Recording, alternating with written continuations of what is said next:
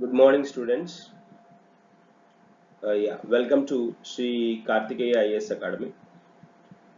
So, in today's session, we are going to discuss the current affairs of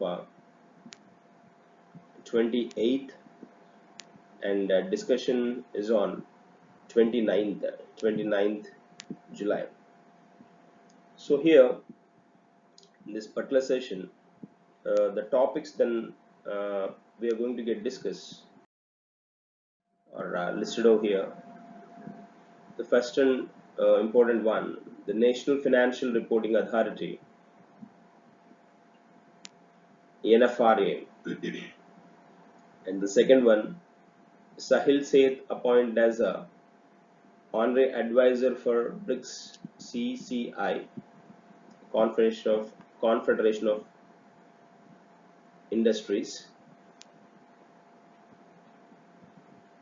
and the third one, banks' gross non-performing assets may rise to 12.5% by March 2021, shows RBI's Financial Stability Report. Financial Stability Report is important one. FSR, then we will discuss that. And then we have Kashmir Saffron got GI certificate. Kashmir Saffron. And then here we have the fifth one, Russia successfully holds flight test of 3D printed aircraft engine. And next one, India Israel jointly developed the ultra rapid testing kit for COVID-19, results within 30 seconds. So these are the topics then we are going to discussed.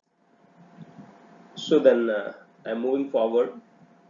The first one is National Financial Reporting Authority, NFRA. So then here in this particular concept, then we are going to learn then what is National Financial Reporting Authority, what are its functions, then how important it is in the market. These concepts then I am going to focus on.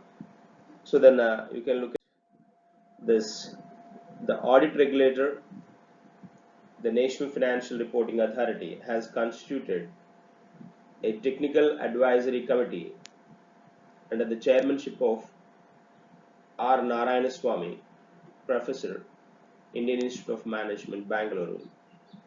So then it is the audit regulator. So whatever the government accounts are there, it can be audited by this particular entity. That we should understand. And the composition of this particular committee, 7 members including the chairman. And then if you have seen the NFRA, the National Financial Reporting Authority, was constituted on 1st October 2018 under Section 132(1) of the Companies Act 2013, /1 of the Companies Act 2013. So here you might hear about Companies Act. Companies Act, then the first Companies Act we have 1956 Companies Act. Then the modified Companies Act is 2013. Is a recent one. Modified Companies Act 2013. Some additional points are joined then in this particular act.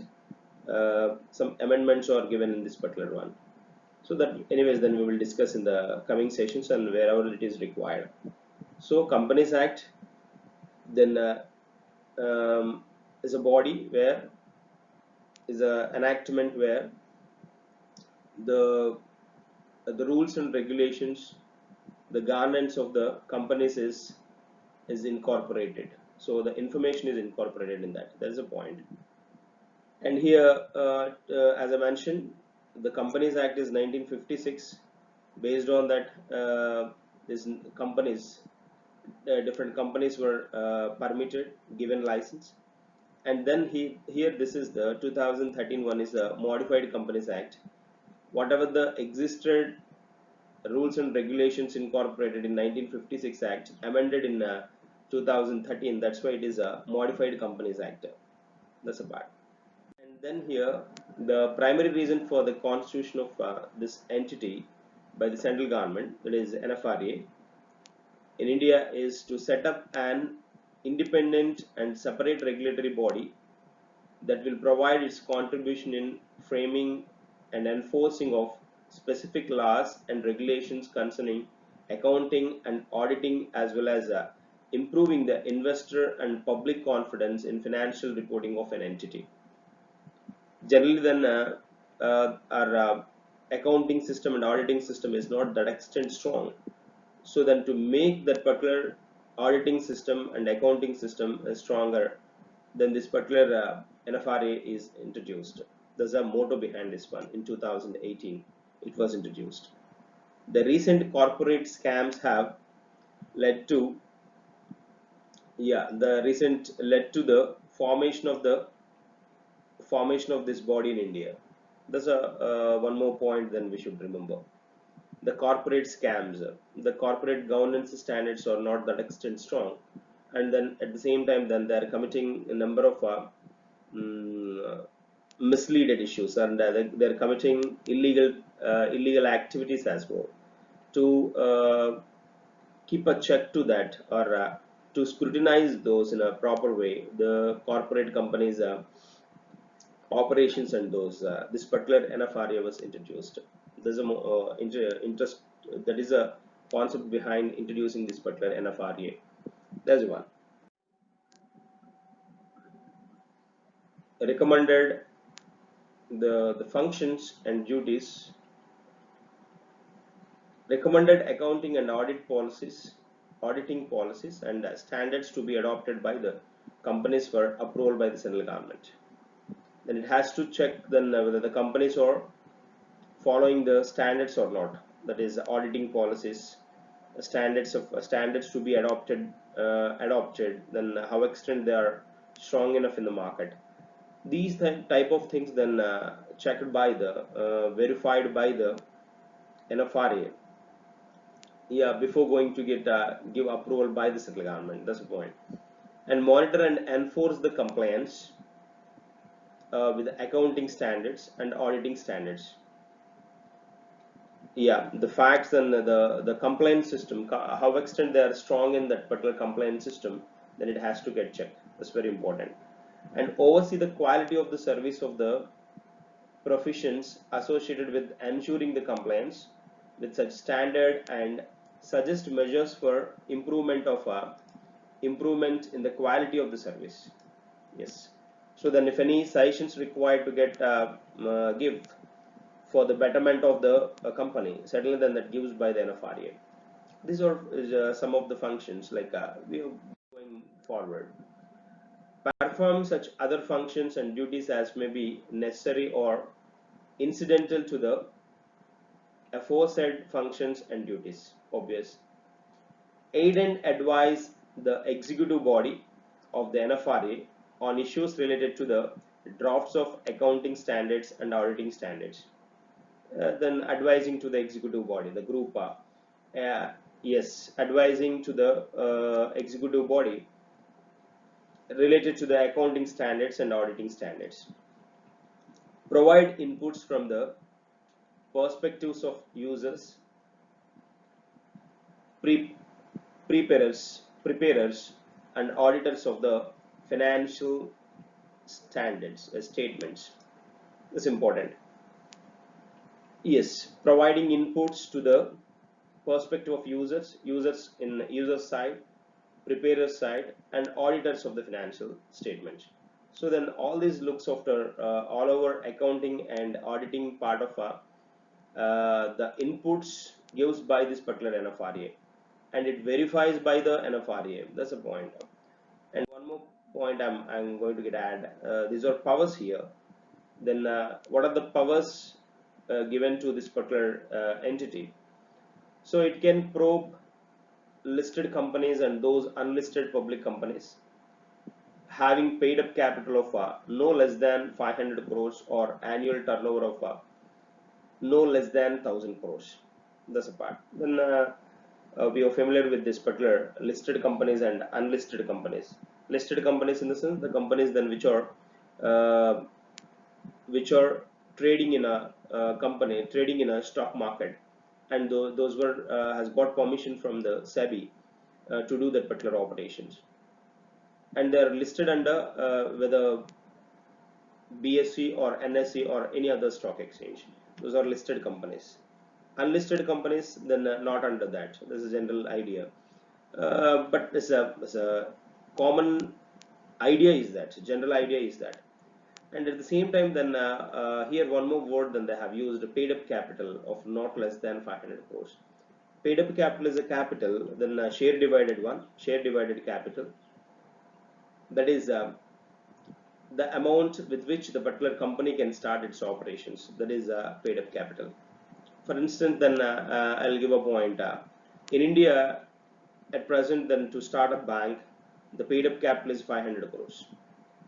If it is a private bank in general, and to start a non-banking financial company, asset reconstruction companies, and those, certainly then the amount is 100 crores. There's a part. So here turnover is not less than 1000 crores. Turnover includes all. So turnover, net worth, yes, and net profit. These are classified things that we have: turnover, net worth, and net profit. So turnover accumulates everything, every transaction of the company. So that's one. So it can investigate the professional misconduct committed by the members of the Institute of Chartered Accountants of India for prescribed class of body, corporate or persons. It's very important. Then if they have given question like this, like which of the following powers or functions of NFRA are correct, or which of the functions are not under the province, under the control of your NFRA. If they have asked a question like this, and then they have given sub options like first one, which looks after the misconduct committed by the members of the ICAI for the prescribed class of the body. If they have given like that, if they have drafted like that, then simply then we may get doubt, because is there any relation to the NFRA and ICAI? Is certainly there. Is certainly there. Institute of Chartered Accountants of India, which looks after the auditing kind of things. So certainly then it is a link. It's linked to this particular one. Okay, this point you should understand. And one more thing then I'm going to get add here, like the objectives of the Act 2013, the Modified Companies Act. Modified Companies Act, this particular question asked, this related questions asked to this particular area several times. So here, to promote the development of the economy, to encourage the transparency and accountability, to promote high standards of corporate governance, a very important one. To promote the high standards of corporate governance, certainly then that's required, because then each and every company follows then their own rules and regulations, and they are violating the existing rules. Certainly then the presence of a particular body is required to get observe their operations, as well as urge them to get tune them into a right way. That's why. So then here the third one is very important: to recognize the new concepts and procedures to support business while protecting interests of all the stakeholders. This is also important. If the public investments are there, or public interest is required, is required to get know. Certainly in that cases, in that concepts, certainly then these type of amendments, these type of advancements are very required, updates as well very required. So to recognize the concepts and procedures to support the business while protecting the interests of all stakeholders, this is very important. Every time the company should look after the interests of the stakeholders as well as the requirements of the investors. That's a part. So here to set up the institutional structure in the form of various authorities, bodies and panels, very important one. This NCLT and NCLAT concept then set up by institutional structure concepts set up under your 2013 Modified Companies Act. NCLT stands for National Companies Law Tribunal, and NCLAT, National Companies Law Appellate Tribunal. So these two bodies, these two entities, then law related, judiciary related. If any issues or conspiracy is involved in a particular company's scam or anything, certainly in that case, then NCLT and NCLAT comes into the picture. So then, if a scam happened or if a fraud happened in a particular company, so then to file a case against that particular company, or the investors lost something in that particular company by investing in that particular company, in that case then they can reach the judiciary system with this particular NCLT and NCLAT. That's a point. NCLT stands for National Companies Law Tribunal and NCLAT, National Companies Law Appellate Tribunal. So to enforce the stricter action against fraud and gross non-compliance with the company law provisions. If they are not sticking with the rules and regulations or law provisions given, certainly then the stricter action should be taken by the fraudulent companies or the companies which are misleading the market. So that particular point was emphasized under your Modified Companies Act 2013. That's the point we should understand. And here that part we discussed is about NFRA. I am coming into the second one. Sahil Seth appointed as an honorary advisor to the BRICS CCI, Commerce Industry, then Chamber of Commerce and Industry, CCI, Brazil, Russia, India, China, and South Africa. These are group nations, then regional cooperation among these 5 nations. Then you are familiar with this particular one. So here Sahil Seth, as a Deputy Commissioner of the Mumbai Customs, has been appointed as an honorary advisor to the Steering Committee for the BRICS Chamber of Commerce and Industry, that young leaders for the period 2020-2023. That's one. So here they may ask direct question like who appointed, one way, and then they may ask a question related to the BRICS CCI, function of BRICS CCI, or then the new concept young leaders for the period like 2020-2023. That's the thing. Then there's a way. Then we have to get think in this particular area. Then I'm moving forward with the additional concepts of this BRICS CCI. Have a look at this. The BRICS CCI is known as the parent organization which aims to promote commerce and industry in the BRICS countries and to produce an enabling support system for the micro, small and medium enterprises segments of business and young entrepreneurs from across the world. That's a part. Young entrepreneurs, this is very important. Like the need to get focus on young entrepreneurs is India is lagging in that particular area. Entrepreneurs are quite less we have. Like we have compared with the US and then advanced nations like United Kingdom and those, then the European nations, the European Union nations and those. Certainly then we are lagged behind in this particular case, because then the entrepreneurs or the very limited entrepreneurs are coming year by year in India. But then that is not the case in developed nations like the Western nations and those. So then to make this stronger and stronger, so then this particular BRICS CCI young leaders concept was introduced to get produce or enabling the support system for the MSME segments of business and young entrepreneurs from across the world. So across the world, but focus is on these 5 nations. Among these nations, Brazil, Russia, India, China and South Africa. That's a part. So as a parent organization to this main objective is promoting the commerce and industry in the BRICS countries. Commerce and industry in the BRICS countries. That's a point we should understand. Then moving to the next one. Next point. So third one this is. So banks gross non-performing assets may rise to 12.5% by March 2021. Shows RBI's Financial Stability Report, FSR we call. It's a very important concept. Certainly then a question has chance to get come from here. So then focus more on this. Banks gross non-performing assets may rise to 12.5% by March 2021.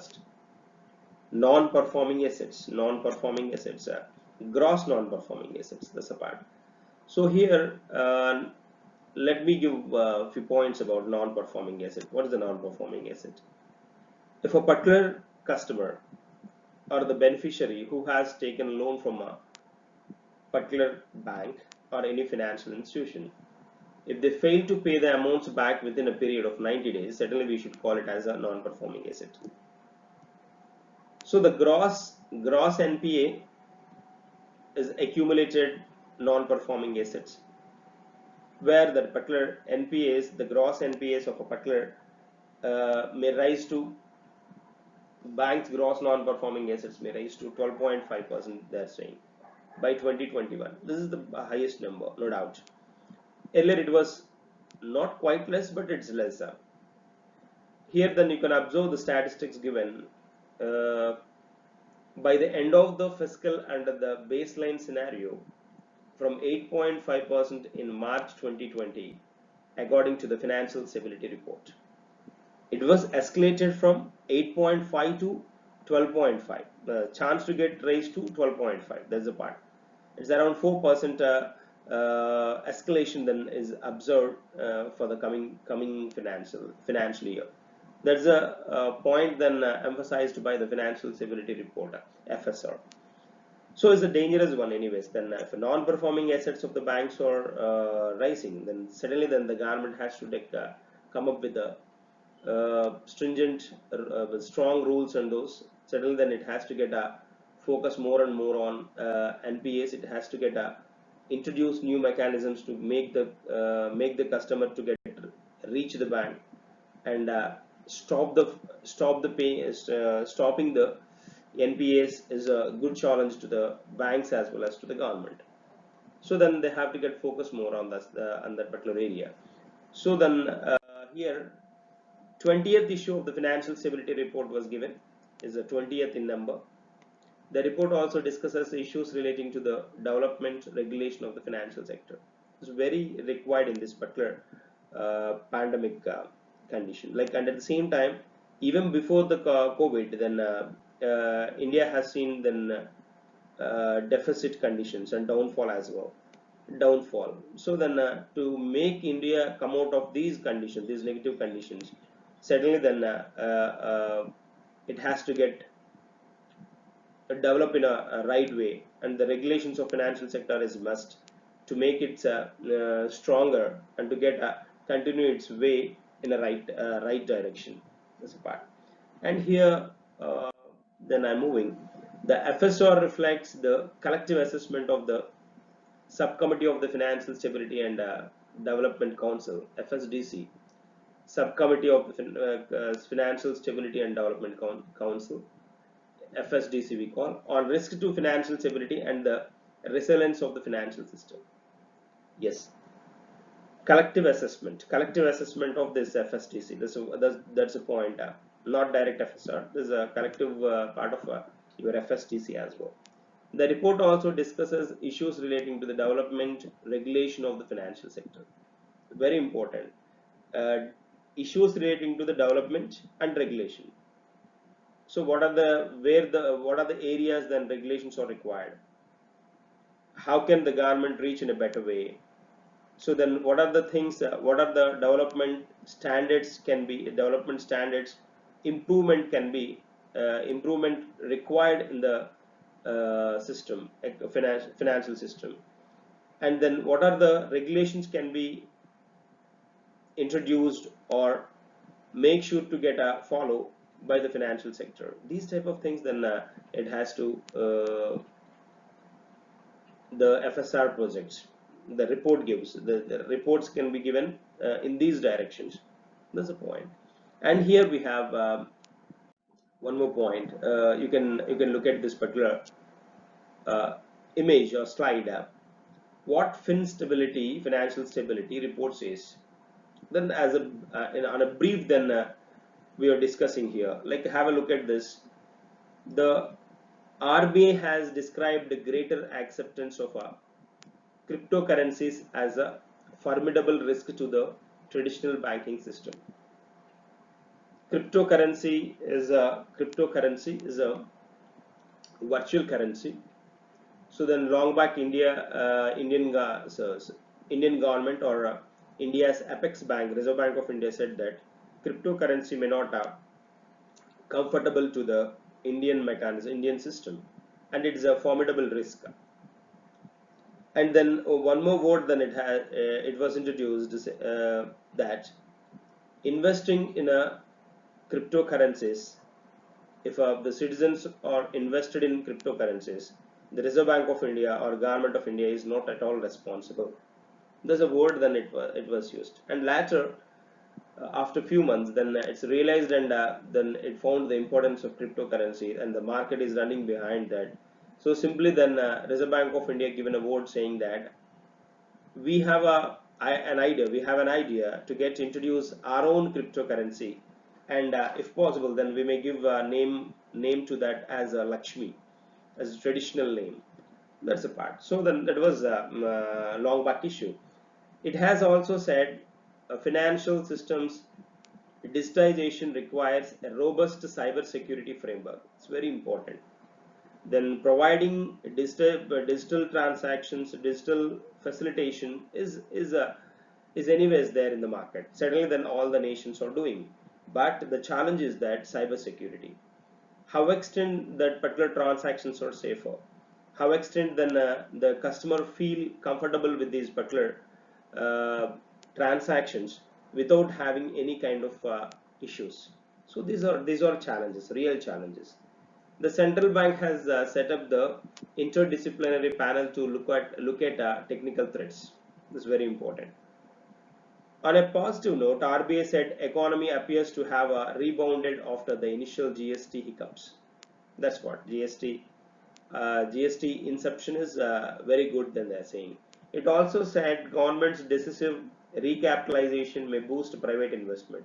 Recapitalization, the government, the finance minister announced then lump sum amounts towards the stability of the market. That is recapitalization. Certainly, then it may get attract more and more private investments. That's a financial stability report is saying. So then here they try to focus on that cryptocurrency.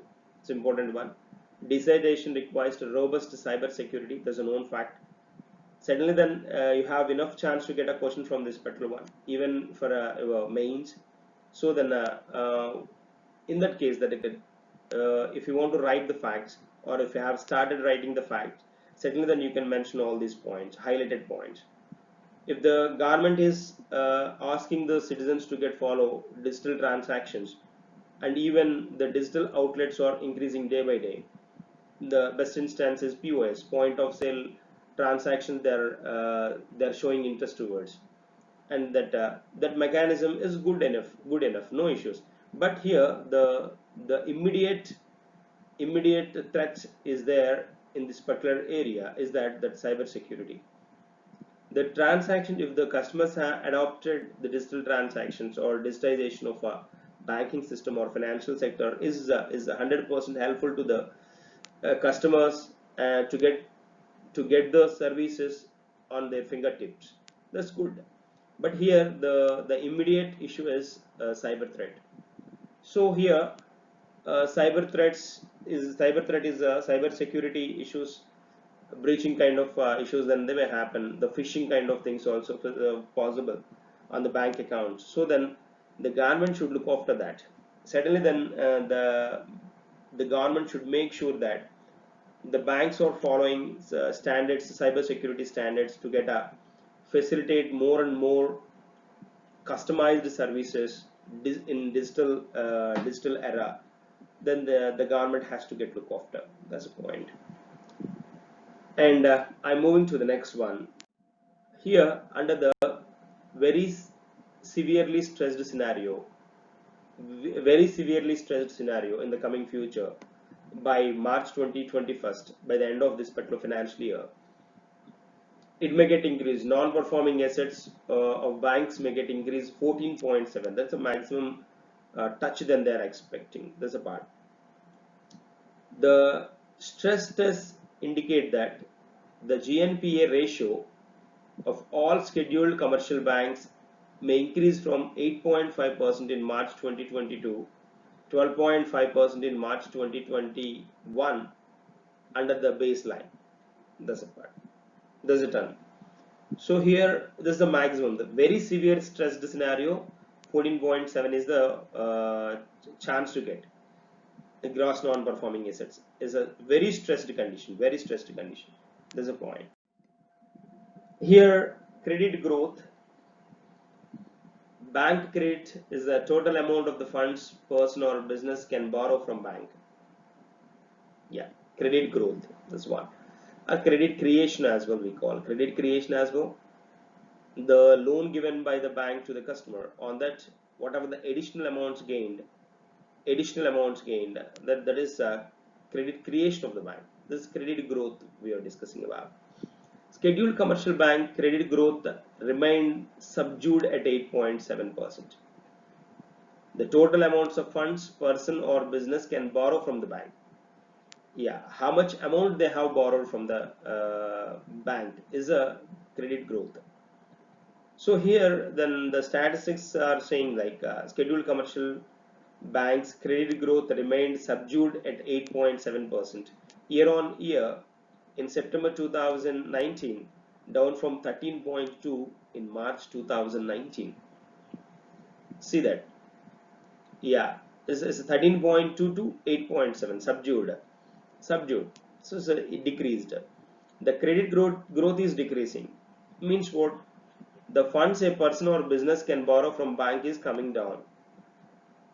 So then what is the point over here then to get considered if the customers are not borrowing money from the bank? That is a question that arises in the minds of the students in general. But here, whatever the amounts the customers deposited in a bank, it is not an asset to the bank, it is a liability to the bank. All deposits are liabilities to the bank. One day or other day, certainly then the bank has to pay the amounts back with interest to the customer if it is a deposit. So in the balance sheet, the deposits are classified under liabilities. So then everybody, most of the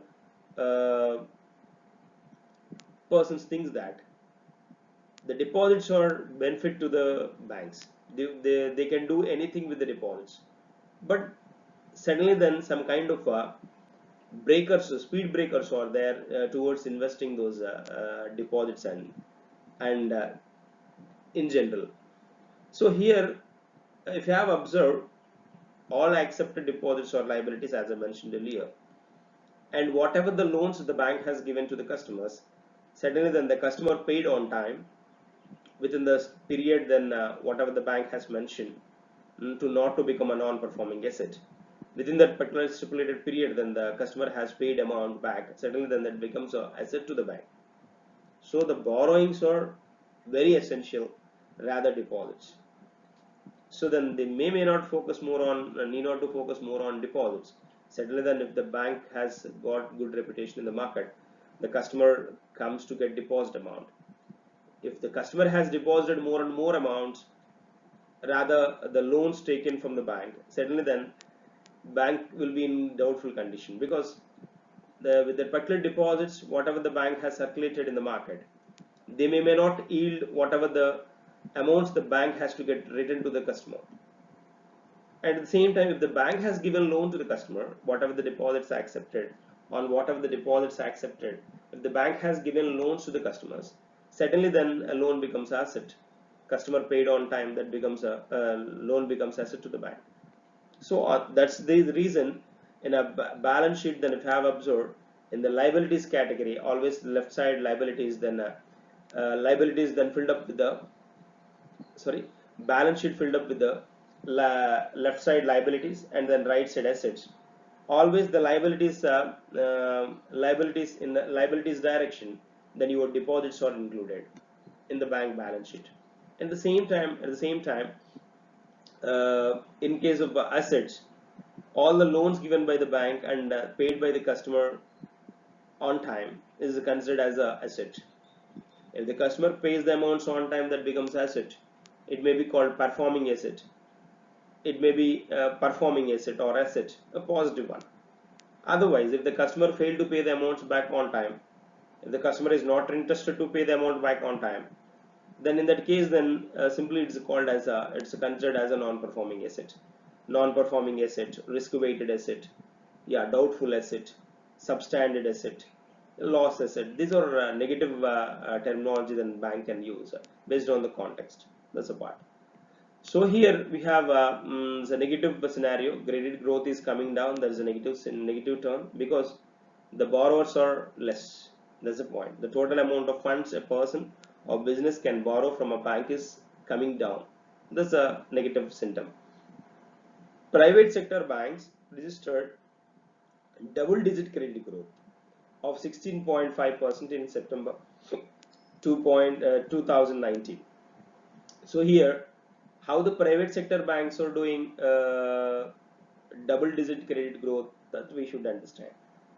Generally, public sector banks, then they won't have enough freedom to get introduce the interest rates or then customize the services or whatever the customer is expecting. They may not give some extent because then anyways then they are backed by the government, so then they have to follow the rules and regulations introduced by the completely backed by the government or Reserve Bank of India anyways. So here I am not saying that private sector banks do not follow Reserve Bank of India regulations. I am not saying that, but here they have got freedom to choose the interest rates, and they can go ahead with the their customized services. They can give best services, and then they can attract the customers, and simply then the process involves in a providing loan is very easy in private sector banks compared to the public sector. There's also another point, and the documentation, the documents verification kind of things are quite simple, and at the same time they are encouraged to encourage the customer. They provide a number of services as well, but that's not the case in the public sector banks. So anyways, that might be the reason behind this particular one. Registered double-digit credit growth of 16.5% in September 2019. That is the objective. And one more point I'm adding here, this expected increase in gross non-performing assets ratio. Increase in gross non-performing assets ratio. That's the point. Increasing gross non-performing assets is a negative one. It seems to be positive sentence, but it's a negative sentence. Scheduled commercial banks, gross non-performing asset ratio banks may increase 9.9% in September 2020 from 9.3 in September 2019. So 9.3 to 9.9. That's one. Public sector banks, gross non-performing asset ratio may increase to 13.2% by September 2020 from 12.7% in September 2019. Yeah, this is public sector banks. That is a total one. The first one is a total one, including all banks. But here, public sector banks only. It's 12.7% in 2019, 13.2% in 2020 September. So by 2020 September. For private banks, the ratio may be climbed to 4.2 from 3.9 under the stress scenario. If the conditions are critical, severe conditions are then knock the door, in that case it may reach to 4.2%. That's a part. So then you can look at the difference here. Public sector banks and private sector banks, gross non-performing assets change, then you can observe. So then foreign banks, if you have observed, they're quite less. The ratio may be increased to 3.1% from 2.9% in September 2019. But one thing then you will understand with this particular concept in the coming future is that So why the public sector banks or public sector banks, GP, GNPS, gross non-performing assets are more and more and increasing to very high numbers?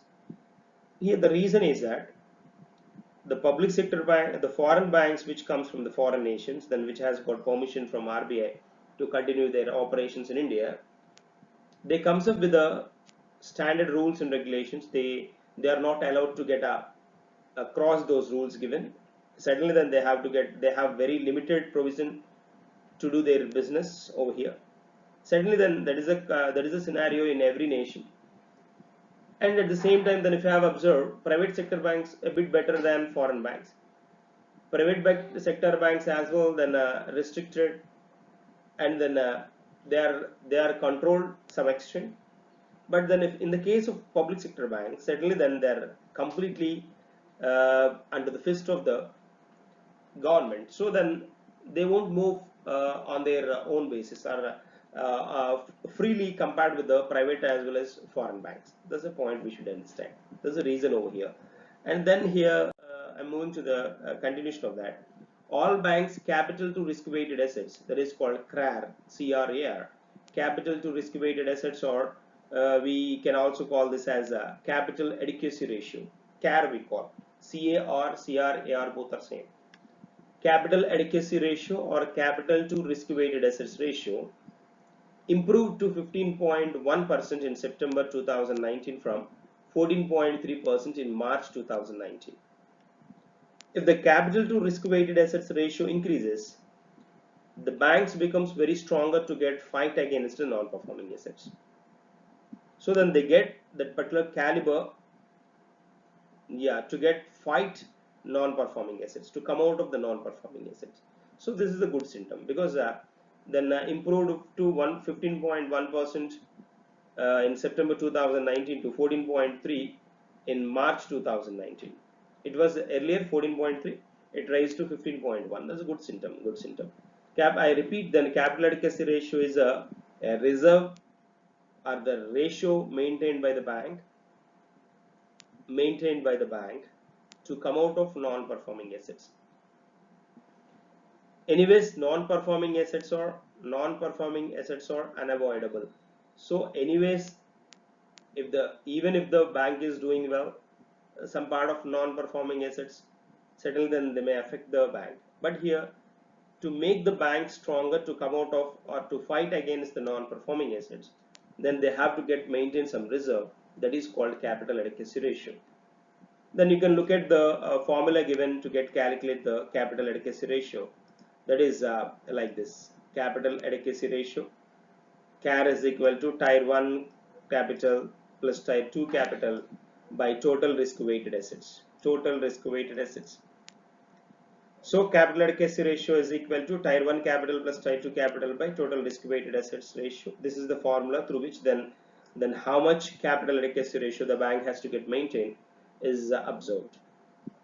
And here capital adequacy ratio is measurement of bank's available capital expressed as a percentage of the bank's risk-weighted credit exposures. It is also known as capital adequacy ratio. That's a point whatever we have discussed now. So it's a bank's available capital expressed as a percentage of bank's risk-weighted assets, risk-weighted credit exposures. That's the one. Sure, then I'm making a move from here. Tier 1 capital and Tier 2 capitals. Then here Tier 1 and Tier 2 capitals are mentioned in the formula given. Tier 1 capital adequacy ratio is equal to Tier 1 plus Tier 2 capital by total risk weighted assets. That's a point that we have discussed just before. Tier 1 capital, if you have observed, or a core capital, where consists of equity capital, ordinary share capital, intangible assets are nothing but royalty, patents, like this, and audited revenue reserves. Tier 1 capital is a capital that permanently and easily available to cushion losses suffered by a bank without it being required to stop operating. That's one. So that is the amount, that is a capital available directly in the directly in the pocket of the bank, and it can be accessed at any time. That is tier 1 capital. The best example of tier 1 capital statutory liquidity ratio maintained by the bank is a part of your tier 1 capital. Anyways, there's a point then we will discuss in the coming sessions. And then intangible assets and audited revenue reserves. Audited revenue reserves, and I'll give you a point over here. Tier 1 capital is also called a core capital. It is a completely disclosed capital, disclosed amount, or a disclosed capital we call. So which is directly in the hands of the banks to get spent at any time. That is the tier 1 capital. And in case of tier 2, if you have observed, comprises unaudited retained earnings, unaudited reserves, and general loss reserves. This capital absorbs losses in the event of company winding up or liquidating. This is a part. Tier 2 capital is undisclosed amounts. Undisclosed amount. The bank has given loan to the customer, and the customer is not in a pay to the bank, and the bank is not sure. Bank is not in a position to get assess the condition of the customer, whether he is going to get pay the amount back or not. So these are doubtful condition, doubtful assets also we call. So doubtful assets, loss assets, all this comes under tier 2 capital. Tier 1 capital is a core capital, disclosed assets. Directly then customer has taken loan and paid on time. That becomes asset, performing asset to the bank. That performing asset then is included under tier 1 capital. And the amount which is available in the back pocket of the bank, which is ready to get spent, that is also considered under tier 1 capital. And here in the case of tier 2 capital, which comprises of unaudited retained earnings, it's also called doubtful asset, substandard asset, or loss asset. This capital is called subordinate capital. Subordinate capital. Tier 1 capital is called core capital. Tier 2 capital is called subordinate capital. That's the point. And I'm moving to the next one. Here, provision coverage ratio, PCR, LCR, PCR. These are very important in your banking scenarios. Provision coverage ratio of all scheduled commercial banks rose to 61.5% in September 2019 from 60.5% in March 2019. So slight different, 1.5%, implying increased resilience of the banking sector. Provision coverage ratio refers to the prescribed percentage of funds to be set aside by the banks for covering the prospective losses due to the bad loans. This is one. This seems like a capital adequacy ratio, but a small variation is there over here. In the case of capital adequacy ratio, they have to maintain certain amount of certain percentage of amounts on their net demand time liabilities. On the total assets of the bank, they have to maintain certain amounts as a capital adequacy ratio. So anyways, then in the coming sessions, then I'll discuss in depth of that. So on the basis of the total assets of the bank, simply then the capital adequacy ratio is calculated. That is on NDTA, net demand time liabilities. Here in the case of provision coverage ratio, it refers to the prescribed percentage of funds to be set aside by the banks for covering the prospective losses due to the bad loans. So whatever the bad loans affected the bank badly or very severely, in that case that particular amount can be spent. So prescribed percentage of funds to be set aside by the banks. Yes, that's the part, prescribed percentage. So but in that case, in the case of capital adequacy ratio, that depends on the tier 1, tier 2 capital and risk weighted assets of the bank, the particular percentage or ratio is maintained. But here prescribed percentage of funds to be set aside. There's a point, there's a general difference you can find between these. So here, way forward, if you have observed, if the macroeconomic environment worsens further, the ratio may escalate to still high under this very severely stressed scenario. That's a part. So in this condition, in this particular scenario, the stress conditions are there in the market. So certainly then the macroeconomic environment worsens further. There is a chance to get worsened further. So then in the countries like India, developing countries like India, may see the still worsen conditions in the coming future.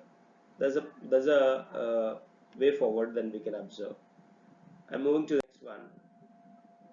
Kashmir saffron gets geographical identification certification. The Jammu and Kashmir administration issued the certificate of GI tag, GI registration for this saffron. You can look at the saffron picture over here. In the Kashmir Valley, even as the saffron crop sees both decline in its production as well as shrinking of the land under cultivation. This one, saffron has a very good demand in the market. Iran is world's one of the best producer of saffron. It's a very good quality saffron. Generally, then the saffron is even produced in India but exported to the foreign nations generally. So then good quality one. This Kashmir saffron is a very famous one as well. Next one, if we enter into the next stage, next part, with the GI tag, the Kashmir saffron will acquire more prominence in export market and will help farmers get the best price of best price for it. That's one. The GI certification will stop the prevalent adulteration of the Kashmir saffron. Thereby, authenticated saffron will fetch much better prices. That's a very important one. If they have given GI tag, then there is no room. They try their best to give the no room to the adulteration. It's very important. Then there is no chance to get add something or than mislead the customer. These type of things may not possible. Then if the GI tag is issued, so then it's a brand. So then it may get a good reputation in the market. Certainly in that case, certainly they have to maintain good standards. So then that is the reason GI tag then may bring the change in that particular product, and it may give the global reach to that particular product. That's the point. And a GI certification establishes a specific geographical origin and certifies certain unique qualities of the product. That's the part. Certain unique qualities of the product. How this particular product is different with the other products available in the market. Same products available in the market. How can it make the difference? Then these type of things then can be notified, and then if the GI certification is given towards that. What's so special about the Kashmir saffron? Then if you have observed this, the unique characteristics of Kashmir saffron are its longer and thicker stigmas, natural deep red color, high aroma, better flavor, chemical free processing, and high quantity of crocin, then coloring strength, and saffronal and picrocrine bitterness. It is the only saffron in the world grown at an altitude of 1600 meter, 1800 meter AMSO, above mean the sea level, and which adds to its uniqueness and differentiates it from other saffron varieties available in the world over. That's a part. That's a specialty of Kashmir saffron. And here I'm moving to the next point. You can look at this particular one, Telia Rumal and Shohrai Kowar painting. These two. So these two, this Telia Rumal is a Telangana's one, famous one. Is a cotton-based rumal. It has got its own importance, very special as well. And Shohrai Kowar painting. GA tag for Jharkhand's Shohrai Kowar painting and Telangana's Telia Rumal. This is the Telangana one. This is the Jharkhand one. So then they have got very rich quality, special compared with the other parallel competitors. That's why then this has got this geographical indicator tag. These two, Telia Rumal of Telangana, and then Shohrai Kowar painting. The recent ones. Then before your Kashmir saffron. That's what I have mentioned. Geographical indications in India. Then if we come across the points over here, the geographical indications is used on the products that have a specific geographical origin and possess qualities or a reputation that are due to that origin. Such name conveys as assurance of quality and distinctiveness, which is essentially attributable to its origin in that defined geographical locality. This tag is valid for a period of 10 years. The very important one. This type of point they may give in options. If you are not familiar with this particular year or duration, certainly then the 100% the question may get you may get loser but question. So this tag is valid for a period of 10 years, following which it can be renewed.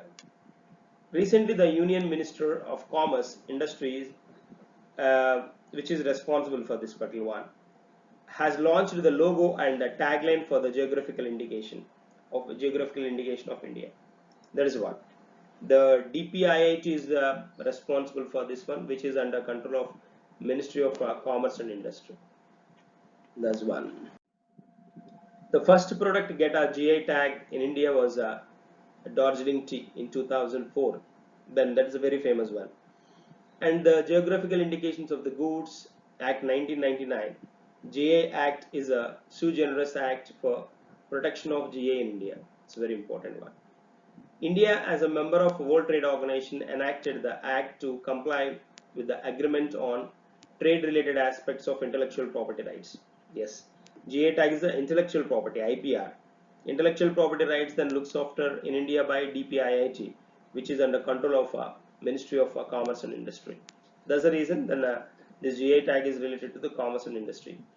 Geographical indications of protection through TRIPS agreement.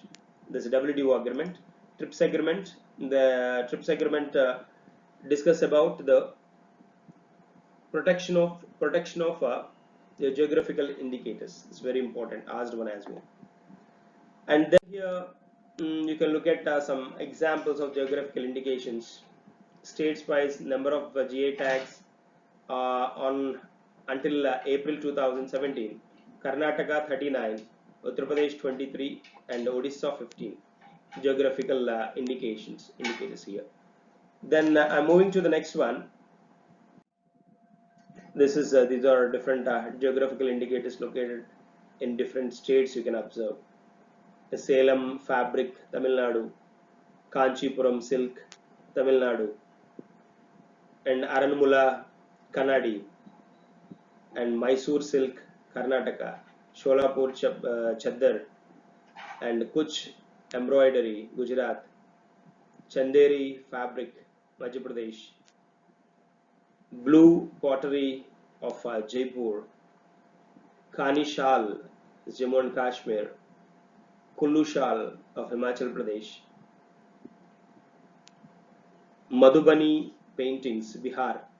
This was asked, important one. Madhubani paintings, Bihar, and Nakshi Kanta, West Bengal is also painting, and Orissa Ikat saris, and Bastar Dokra, Chhattisgarh, Pochampalli Ikat, then Andhra Pradesh. These are famous indication tags. Done. I'm moving to the next one. Russia successfully holds flight test of a 3D printed aircraft engine. It's a simple one, direct one.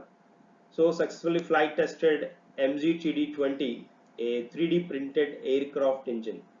3D printed aircraft engine, and its production is scheduled 21-22. The flight tests were held Kajanbash Aviation Center in Tatarstan. With the new technology, the production time of the main engine elements has been reduced by 20 times, and the cost of their production has been reduced by more than 2 times. That's one.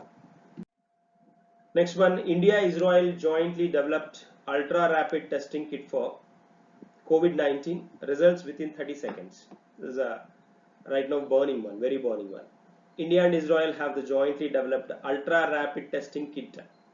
Ultra rapid testing kit, the testing kit which has proven its efficacy in lab results will now be the subject to broader trials. That's one. India, Israel. This one, Indian DRDO scientists along with the Defense Research Wing of Israel have been conjointly working on the COVID testing kit. That's one.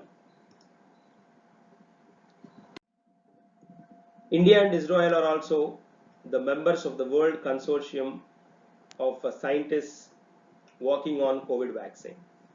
Consortium is nothing but group of group of people. Consortium or consortium. And these are the concepts for the day. So then have a nice day. I am signing off here. Listen the concepts whatever we discussed in the today's session. The good banking concepts are there also there in this one. So then we will discuss, then try to note the doubts, then whatever you come across in your journey. Certainly then we will discuss that on interactive session on Saturday. Okay, thank you and good day. Classes anywhere, anytime.